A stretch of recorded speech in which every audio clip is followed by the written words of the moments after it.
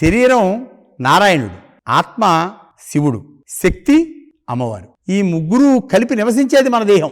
అందుకని మనలో ఉండే కర్మలన్నీ కాల్చేటువంటి వాడిని శివుడు తయారు చేశాడు. పరమాత్మ యొక్క ఆలోచన ఏమిటంటే, ఎవరైనా పరీక్ష రాస్తే కానీ ఉత్తీర్ణుడు అవ్వాలి. పాత సిలబస్ మిగిలిపోయిందనుకోండి, వాడి దానికి ఎలిజిబిలిటీ లేదు. అందుకని గత జన్మ కర్మలన్నీ కాల్చగలిగినటువంటి వాడికి ఈ బాధ్యత ఈశ్వరుడు తీసుకున్నాడు. కర్మ నివారణ చేసే శక్తి, కర్మ కాల్చే శక్తి ఈశ్వరుడికి ఉంది.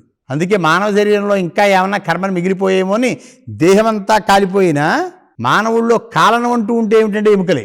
94 కాదు, 104 డిగ్రీల వేడిలో కాల్చిన హస్తికలు కాలవు, ఎముకలు కాలవు. కర్మ మరి ఎక్కడ దాగి ఉంది అంటే ఎముకల్లోనే ఉంది కర్మ. ట్యూమర్స్ పుట్టినా, ఏ రకమైన వ్యాధులు పుట్టినా ఎముకల మధ్యలోనే పుడుతుంది. అక్కడి నుంచే దేహం అంతా వ్యాపిస్తుంది.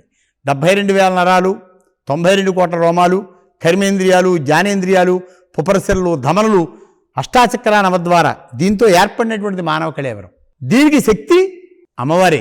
ఈ చెయ్యి ఇలా తీసుకోవాలన్నా శక్తి కావాలి, మాట్లాడాలన్నా శక్తి కావాలి, ఆఖరికి చూడాలన్నా శక్తి కావాలి. కానీ ఇది కదలాలంటే శక్తి ఎవరు? ప్రాణం. అంటే ఈశ్వరుడు లేని దేహం లేదు, నారాయణుడు లేనటువంటి శరీరం లేదు. ప్రాణం ఉండాలంటే దేహం ఉండాలి, దేహం అంటూ ఉందంటే దాని శక్తి ఉండాలి. అందుకని ఈ ముగ్గురు ఈ దేహంలో ఉంటూ మన చేత సత్కర్మ చేయించేటువంటి విధానం.